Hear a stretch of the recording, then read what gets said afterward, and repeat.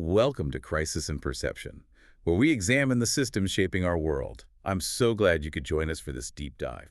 Today, we have a really fascinating, honestly, kind of a paradigm-shifting topic. We're exploring the source material from a book called Lies My Teacher Told Me about Christopher Columbus, What Your History Books Got Wrong by James W. Loewen. Right, and it's a fantastic text. We are going to be using it to run a systems-level examination of how textbook history shapes our perception, our national identity, and really our entire civic understanding. Exactly. And the mission of this deep dive isn't just to play some sort of trivia game. We're not just here to point out that George Washington didn't chop down a cherry tree.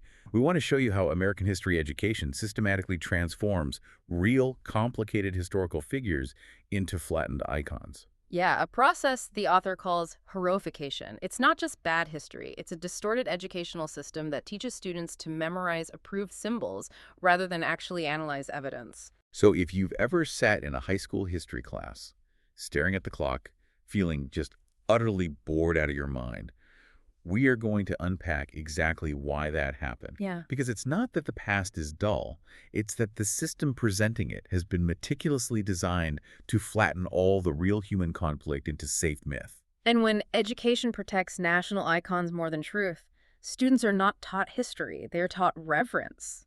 Which is such a powerful way to frame it. So let's dive right into what I think is the most universal paradox here, the phenomenon of the boring past. Right. Because almost universally, high schoolers rate history as their most hated, most irrelevant, and frankly most boring subject. It's the class where you are most likely to fall asleep. Oh, absolutely. But the weird part, and this is where it gets really interesting, is that statistically, these exact same students get higher grades in history than they do in math or science or English. They are succeeding at the subject while actively despising it. Right. So playing devil's advocate for a second, I mean, couldn't someone just argue that history is naturally dry for teenagers? Like, they're worried about who they're taking to prom. Why would they care about the tariff of 1828? I mean, that's the common assumption, right? But the research completely refutes that. The source points out a phenomenon that is unique to history as an academic field. It's the phenomenon of students actually getting stupider the more classes they take. Wait, stupider? Yes, regarding the actual facts of the subject. Yeah. Think about it this way. If you go to college and take a calculus class, the professor does not have to assume that the geometry you learned in high school was a deliberate lie. Right. If you take a literature class, the professor doesn't start by saying, okay, everything you were taught about Romeo and Juliet was completely fabricated. The foundational knowledge is solid.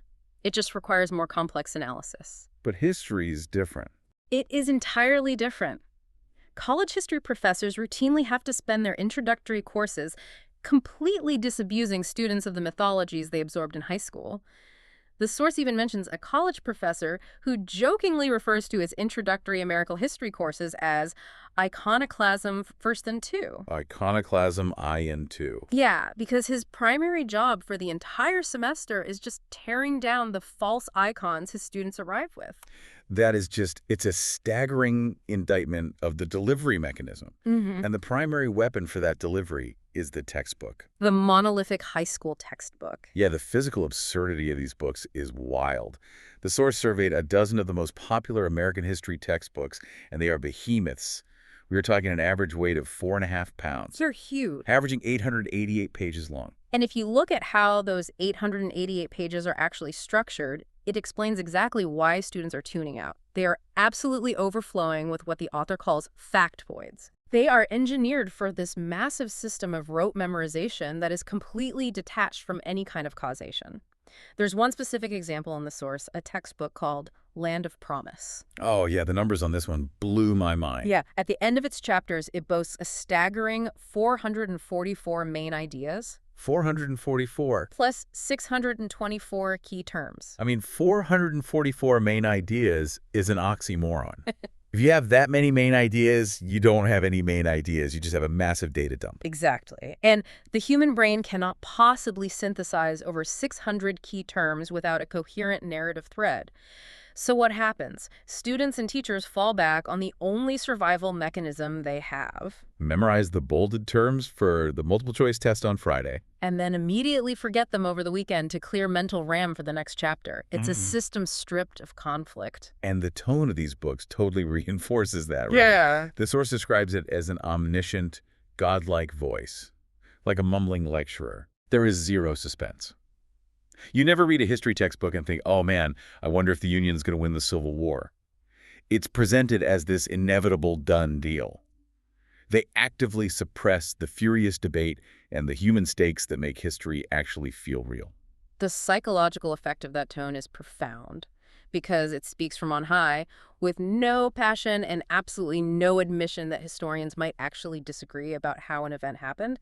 It trains the student to never question the text. So it's presenting history as a finished product rather than a process of inquiry. Precisely. It's an absolute truth delivered from an unquestionable authority. And when you strip out the complex causation, it actively prevents students from developing the ability to think coherently about modern social and political life. Okay, so if the publishers are intentionally stripping out all the conflict, all the causation, all the real suspense just to avoid offending anyone, how do you fill 800 pages? Well, you fill it with flawless, two-dimensional heroes. Right.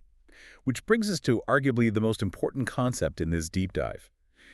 Heroification. Heroification is the core mechanism of this whole system. It's defined as a degenerative process. I like to think of it almost like calcification. Okay, how so?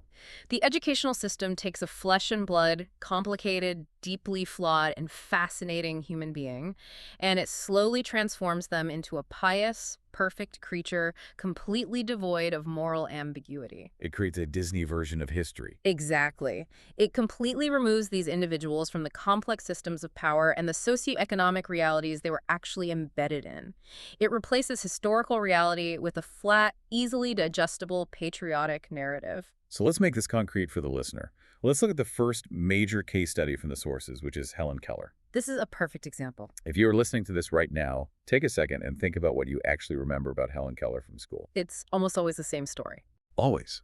She was blind, she was deaf, she was an unruly child, and then Anne Sullivan patiently spilled water into her hand at the water pump. She miraculously learned to communicate, overcame her handicaps, and became this universal symbol of inspiration. Right, which is a narrative heavily reinforced by movies like The Miracle Worker. And it's engineered to deliver a very safe, highly individualistic moral. Basically, no person is beyond help, and through sheer individual willpower, any obstacle can be overcome. Which is a lovely sentiment, but here's where it gets really interesting. The data reveals a massive chronological black hole in that narrative, because that water pump moment happened when she was a young child. She went on to graduate from Radcliffe College in 1904.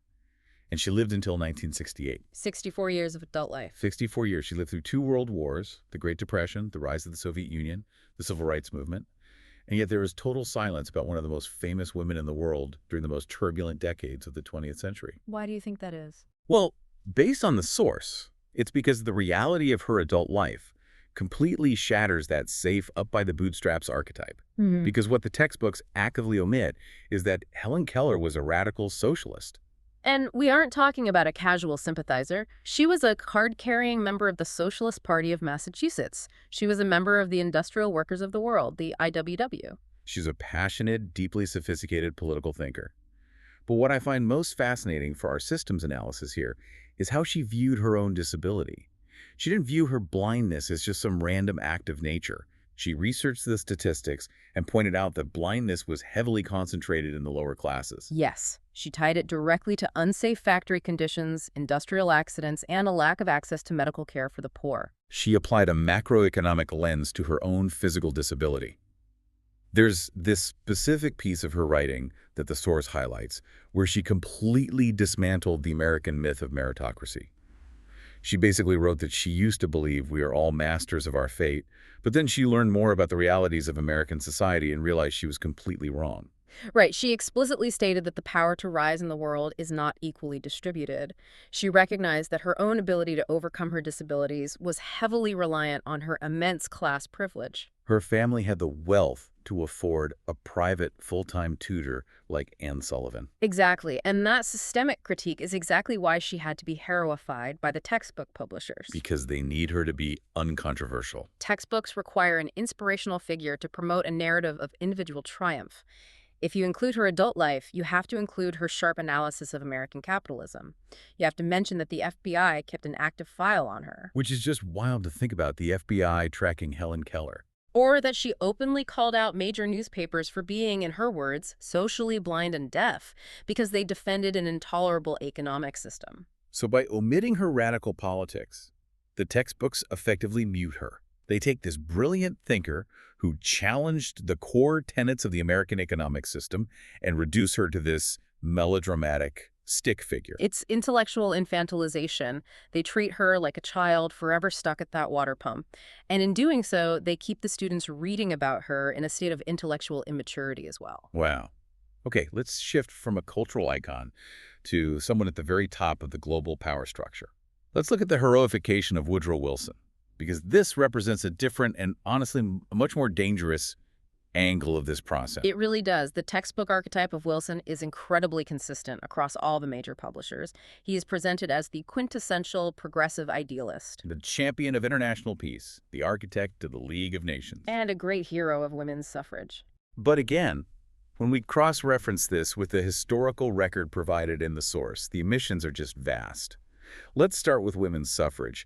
The textbooks usually imply or sometimes even explicitly state that Wilson's leadership secured the right to vote for women.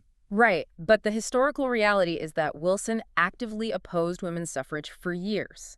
His administration was openly hostile to the movement. He actually had suffragists arrested and imprisoned when they picketed the White House. He had them arrested. Yes. It was only after immense public pressure, high-profile hunger strikes by those imprisoned women, and sheer political calculation that he was forced to pivot his stance. So by crediting the hero at the tide, the textbooks completely erase the collective, often dangerous action of the citizens at the bottom who actually forced the system to change. Exactly. And the omissions regarding Wilson go much darker than that. The textbooks systematically ignore his glaring, aggressive racism, which had massive structural impacts on the country. This is a really critical point of systemic erasure. When Wilson took office, the federal government was actually somewhat integrated. That was a legacy of post-Civil War Reconstruction efforts. But Wilson actively oversaw the segregation of the federal government, including the post office and the Treasury Department. He fired black civil servants or Yeah. actively downgraded their positions. He famously screened that incredibly racist film, The Birth of a Nation, right in the White House. And yet, textbooks gloss over or entirely omit this. And what about his foreign policy? Because textbooks hold him up as the ultimate champion of self-determination for smaller nations. Right, the great internationalist. That is perhaps the most glaring contradiction. Textbooks praise his rhetoric of self-determination while completely ignoring his massive, coercive, and imperialistic military interventions. Let's list some of those out because the source material is very specific. Under Wilson, the United States executed numerous military interventions in Latin America. We are talking about occupying Veracruz in Mexico, Invading. sending troops into the Dominican Republic and Nicaragua. Furthermore, Wilson ordered a U.S. invasion of Russia in 1918 to actively interfere in their revolution. Wait, I really want to pause on that for a second. Mhm. We invaded Russia in 1918. Yes, the American Expeditionary Force, North Russia, it's often called the Polar Bear Expedition. American troops actively shot it out with Russian armed forces on Russian soil from 1918 to 1920. And professional historians know this. The textbook authors absolutely know this. They do. So, playing devil's advocate for the publishers for a minute, couldn't they just argue that textbooks have limited space? I mean, they can't cover every single historical skirmish, so they just choose to focus on his most defining achievement, the League of Nations, rather than his flaws. That defense completely falls apart when you look at the consequences of these omissions. Yeah. It is not about a lack of space. It's about ideological curation. Ideological curation. Yes. If you portray historical leaders as purely altruistic actors, and if you frame U.S. foreign policy as exclusively humanitarian, you leave citizens entirely unprepared to understand the modern world. Right, because if you don't know that the U.S. military repeatedly intervene in places like Nicaragua to protect corporate interests, you cannot possibly understand the historical resentment those countries harbor today. Exactly. Or why they might embrace anti-American political movements decades later. If you don't know about the unprovoked invasion of Russia in 1918, you lose a massive piece of crucial context for understanding the origins of the Cold War and Soviet distrust of the West. And domestically, if you sanitize Wilson's racism, you fail to understand how systemic racism isn't just some relic of the Civil War, but was actively reinforced and institutionalized by the highest levels of the progressive federal government in the 20th century. Heroification creates a citizenry that is perpetually shocked by modern international and domestic blowback because they've been fed this steady diet of good guy history. It normalizes a completely sanitized worldview, which directly ties into the next major theme from the sources: systemic omissions and the myth of consensus. Right, because it's not just individual leaders who get heroified. It is the entire origin story of the nation itself. We have to look at the foundational myths: Christopher Columbus and the Pilgrims. These are arguably the most deeply entrenched narratives in the American consciousness. And they serve a very specific institutional purpose. Columbus is universally presented in the textbooks as this emblem of daring discovery. He's the brave visionary who proves the earth is round, even though educated people and navigators of his time already knew that. Yeah, the whole flat earth thing is totally exaggerated in the books. Completely. But he's portrayed as boldly sailing into the unknown. But the sources bring up this primary source poem that really cuts through the mythology. It goes, in 1493, Columbus stole all he could see. Which is much closer to the truth. The textbooks completely ignore the reality of what actually happened upon his arrival. The conquest, the extraction of wealth, the enslavement of the Arawak people, and just the sheer imperial violence. And what fascinates me is how the textbooks explain the why of it all. Well, they provide no real causal explanations for why Europe suddenly expanded across the globe when it did. They don't talk about the economics of the spice trade or military technology or state-sponsored capitalism. They just use the psychological fluff. They say things like, well, Europeans grew more curious. Oh, right. That framing is deeply ideological. Yeah. It is a colonialist history that assumes inherent European superiority. They were just braver and more curious. And it entirely erases the indigenous perspective and the brutal mechanics of empire building. And we see this exact same pattern perfectly replicated in the story of the Pilgrims and the first Thanksgiving. Thanksgiving is the ultimate American origin myth. Sociologists actually refer to it as a civil religion. A civil religion. Yes. It's an origin myth designed to teach ethnocentrism. The textbook narrative is incredibly standardized across the board. The brave pilgrims arrive seeking religious freedom. They struggle heroically in the wilderness. But thankfully, a friendly Native American named Squanto magically appears to teach them how to plant corn. And then everyone sits down for this harmonious, multicultural feast to thank God. Right. So let's break down the institutional filtering process here. What is systematically removed from that story to make it function as a civil religion? First, the textbooks almost entirely omit the economic realities. The Pilgrims were heavily driven by the profit motive. They were funded by investors in Europe to set up lucrative fur trading posts. It was a commercial venture as much as a religious one. But there's a much darker omission, right? The biological reality. Yes. They were only able to settle in Plymouth, which the natives called Patuxet, because a devastating plague brought by earlier European contact had just wiped out the local native population. They literally arrived to find abandoned villages, cleared fields, and buried caches of corn. Yeah. They didn't carve a civilization out of virgin wilderness. They walked into a graveyard. And they didn't view that plague as a tragedy. They viewed it as divine intervention. Early Pilgrim leaders explicitly praised God in their journals for sending a pestilence to destroy the Native Americans so the land would be open for them. That is the historical reality. But institutions actively suppress this reality to protect the feel-good narrative of consensus and mutual cooperation. And the source material highlights a stunning modern example of this active suppression. The Frank James story. Yes. In 1970, the Massachusetts Department of Commerce asked a Wampanoag man named Frank James to speak at a banquet celebrating the 350th anniversary of the Pilgrims' Landing. But they didn't actually want him to speak his truth. Not at all. When the organizers saw his drafted speech, which mentioned the loss of Wampanoag land, the plagues, and the brutal realities of colonization, they flatly censored him. They told him he would not be allowed to speak unless he read a sanitized, PR-approved script that praised the Pilgrims. And Frank James refused, which just perfectly demonstrates that the omission of indigenous perspectives isn't just a matter of passive forgetting over centuries. It's an active, ongoing institutional suppression designed to protect a national myth. Which brings us to a quote from the source material that is just incredibly revealing about this whole industry. An executive at a major publishing house told the author, "There are 3 great taboos in textbook publishing: sex, religion, and social class." Now, I think we can all intuitively understand why a corporate publisher trying to sell books to a conservative school board would avoid sex and religion. But social class, Why on earth is social class considered a massive taboo? This is perhaps the most critical systemic omission of all. Textbooks aggressively refuse to acknowledge that opportunity in America is structurally unequal. They present the nation, and specifically the American educational system, as a pure, frictionless meritocracy. Completely. They completely ignore the realities of wealth stratification. They ignore what educators call savage inequalities in school funding. The reality where schools in wealthy, tax-rich districts have vastly more resources, better facilities, and higher-paid teachers than schools in poorer districts. So the textbooks essentially act as if every single child in America starts at the exact same starting line, wearing the exact same running shoes. Precisely. And the reason for this omission is purely ideological.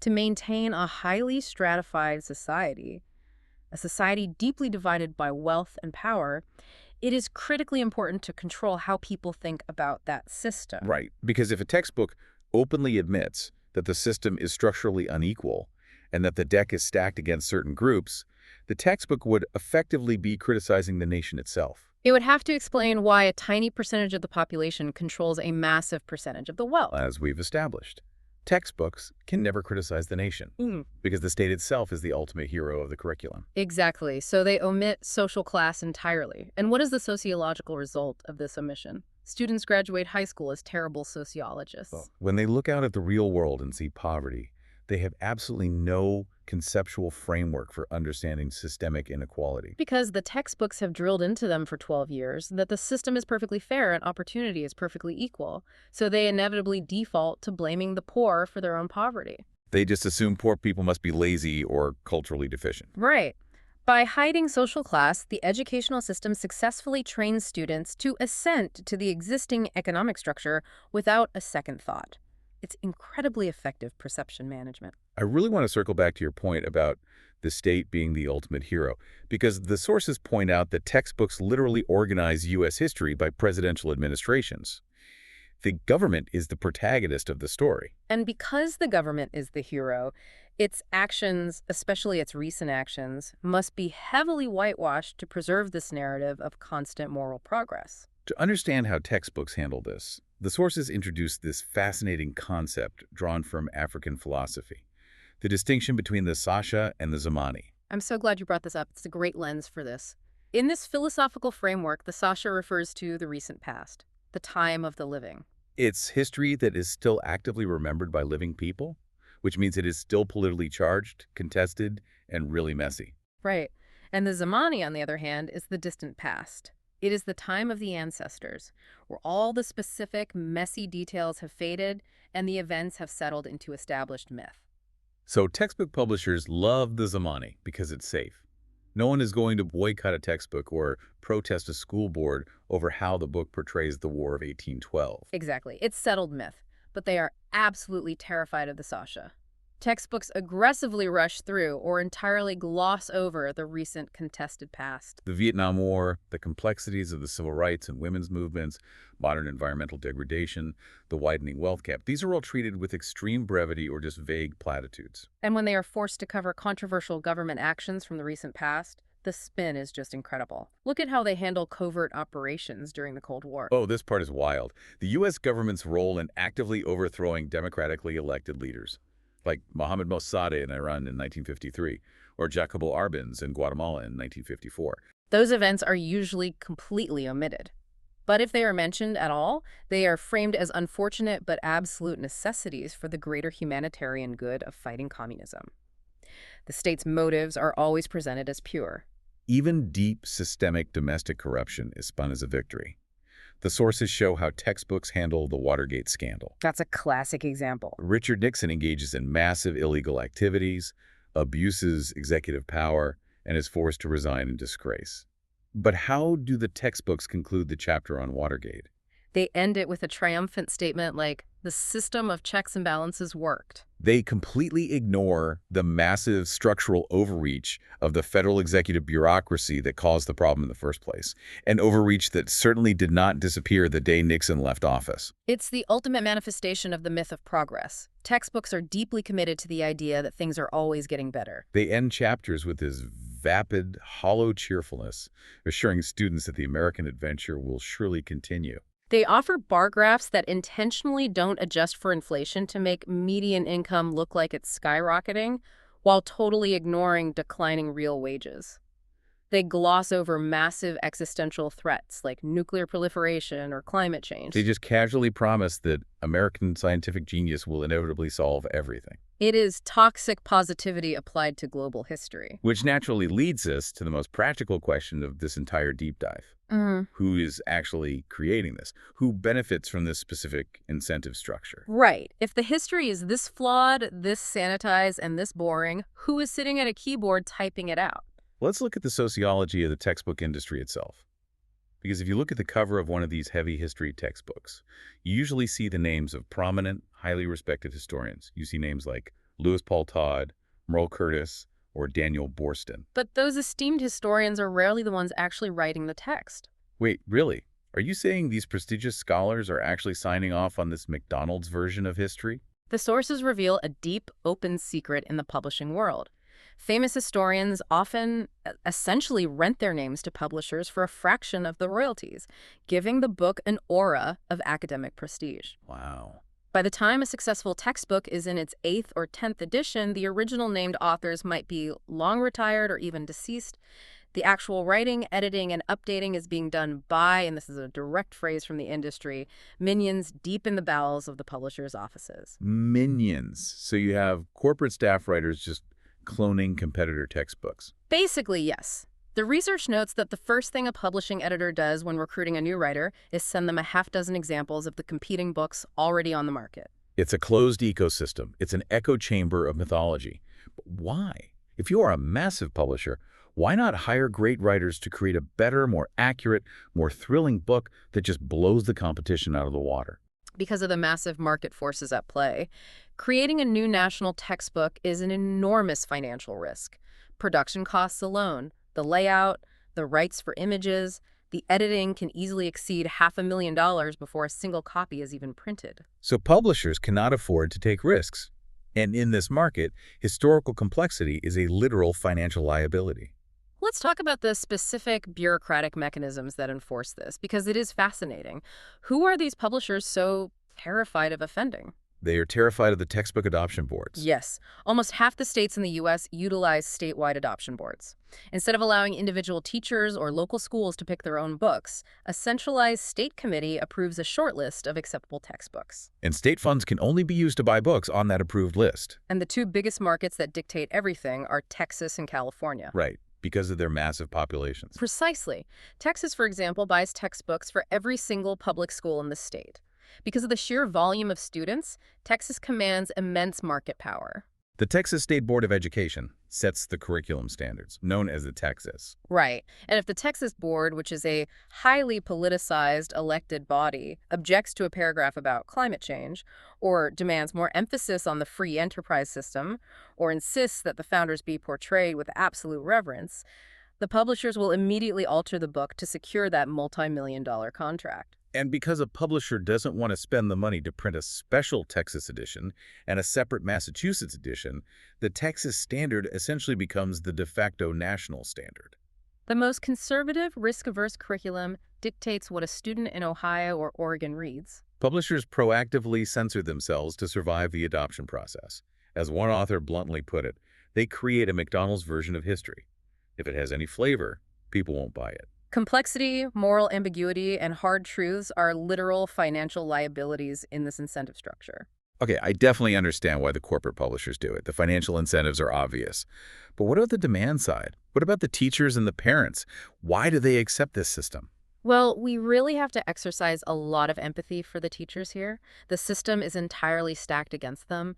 Teaching is an incredibly stressful, demanding profession. Teachers are overworked, they are often underpaid, and they inherit these prepackaged narratives dictated by state testing standards. And the publishers make it so incredibly easy for them to just go with the flow. They don't just sell a book, they sell a massive pedagogical ecosystem. Oh, exactly. They provide these lavish packages, teacher's manuals, pre-made lesson plans, chapter outlines, and most importantly, ready-to-use, machine-gradable, multiple-choice tests. When you are an overwhelmed teacher with 150 students and a mandate to prepare them for a standardized state exam, A textbook that gives you a ready-made, testable consensus is just a vital survival tool. The system inherently privileges standardized coverage over deep, controversial inquiry. But the parents, this is the part of the research that truly blew my mind.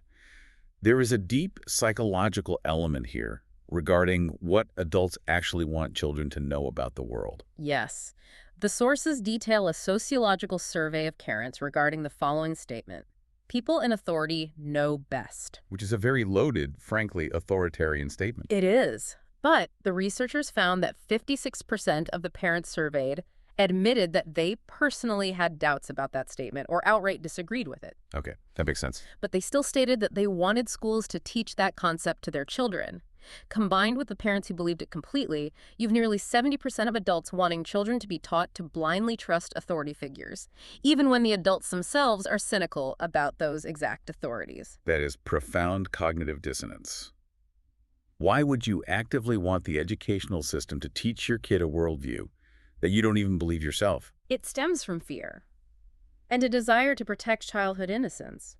Many adults fear that exposing children to the real, messy, painful history of America will destroy their idealism. They worry that if kids are taught about George Washington owning enslaved people, or the brutal realities of the Native American genocide, or the systemic inequalities of capitalism, they will become unmoored. The fear is that without pure, unblemished heroes, the youth will lose all respect for society and the social fabric will tear. But the devastating irony, and this is really the core of Loewen's argument, is that feeding kids this feel-good, sanitized history is exactly what breeds the cynicism adults are so afraid of. Exactly.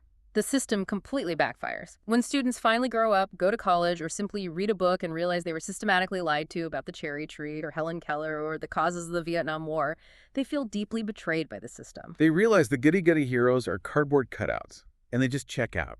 They declare that history is boring, and they view all establishment figures with a deep, post-Watergate cynicism. Because they realized the institutions were more interested in managing their perception than telling them the truth. As the author points out, a healthy democracy does not need a bodyguard of lies. True. Resilient idealism comes from seeing leaders at their best and their worst, and realizing that deeply flawed, conflicted human beings can still work together to change the world. Which brings us to the ultimate question. We have diagnosed the disease, we understand the physical structure of the textbooks, the process of heroification, the systemic omissions, and the market incentives that keep this system locked in place. Now, what is the cure? Right. How do you, the person listening to this right now, protect your own mind? How do you break out of this matrix of textbook mythology? To do that, we have to clearly define the true crisis in perception. The crisis is not simply that people don't know the capital of North Dakota or the exact year the Civil War started. Right. It's not about trivia. The crisis is that people mistake a carefully constructed, market-tested, patriotic narrative for actual historical understanding. What is being obscured is the institutional filtering process itself. So it's not just, oops, we accidentally forgot to mention Helen Keller was a socialist. It's understanding the structural reality. We designed an educational system that requires us to omit her socialism to protect a specific economic narrative. Precisely. Textbooks train a habit of perception. They teach students to assent to the economic and social system without critical thought. This educational system serves a vital function. It reinforces broader political and cultural systems that depend entirely on selective memory to maintain the status quo. If you don't understand the complex history of structural inequality, you won't possess the conceptual tools to fight to change it today. So let's give the listener those tools. The source material offers an incredibly practical antidote. It's a framework of 5 questions for what we might affectionately call crap detection. I love that, crap detection. These are 5 questions you should ask of any historical material you encounter, whether it's a textbook, a Hollywood movie, a museum exhibit, or a politician's speech. Let's walk through them. Question 1. Why was it written? This requires you to understand the sociology of knowledge. You have to locate the creator and the intended audience in the social structure. Consider what the speaker or writer was trying to accomplish. Were they trying to justify a military intervention? Were they trying to sell 500,000 textbooks to a conservative school board in Texas? You must contextualize the creation of the text before you accept its premise. Question 2. Whose viewpoint is presented and whose is omitted? This asks you to locate the speaker in the social structure. Are they part of the dominant class? The marginalized class. What material or ideological interests does their narrative serve? And crucially, you have to actively look for the silences. Who is not speaking? Yes, if you are reading a chapter about the discovery of America and you only hear the voices of Columbus and the Spanish monarchs, you must intentionally seek out the indigenous viewpoint to understand that the history presented is inevitably partial and biased. Question 3. Is the account believable? This is about looking for internal contradictions. Does the narrative actually cohere? Do the groups behave reasonably given human nature and their socialization? For example, if a textbook insists the U.S. has always been a universally helpful, benevolent presence in Latin America, how does that same textbook explain the widespread anti-Yankee sentiment in the region? If the shiny narrative contradicts the messy reality on the ground, the narrative is fundamentally flawed. Question 4. Is it backed by other sources? Cross-reference everything. Do other authors contradict it? Does the secondary historical literature support it? As we saw with the omission of social class, a quick glance at actual sociological data on wealth distribution immediately refutes the glowing textbook accounts of America as a land of perfectly equal opportunity. You cannot rely on a single monolithic source. And finally, question 5. How are you supposed to feel? This one is vital. You have to analyze the emotional manipulation embedded in the words and images. History is not devoid of emotion, but you must constantly ask why a text is trying to make you feel a certain way. The historian James Axtell noted that the words we use are like mental depth charges. They detonate and unleash accumulated subconscious meanings. Are the authors using words like savage versus settler? Are they using images of pristine, empty wilderness to erase the historical presence of massive Native American towns? Analyze how the author is actively trying to orchestrate your emotional response to manufacture your consent to their narrative. And that framework is just brilliant. Let's actually put this to the test really quickly. Think about the Thanksgiving myth we discussed earlier. Why was it written? To create a unifying national origin story. Whose viewpoint is omitted? The Wampanoag, who had just been decimated by plague. Is it believable? Not really. Starving corporate fur traders and traumatized natives having a perfect multicultural feast ignores basic human sociology. Is it backed by sources? No. Primary journals talk about stealing corn and thanking God for the plague. How are you supposed to feel? You're supposed to feel patriotic, grateful, and convinced that European settlement was peaceful and divinely ordained. It completely falls apart once you apply the lens. Exactly. When you use these tools, the invisible systems of perception management become entirely visible. What an incredible journey this has been. So let's bring this all together. The fundamental takeaway is this. History isn't boring. The real drama, the furious debate, the actual life-or-death human stakes, they haven't disappeared. They've just been hidden from you. They've been meticulously hidden by an incentive structure that values reverence over reality and market safety over intellectual complexity. History is not a list of 444 main ideas to memorize for a Friday test.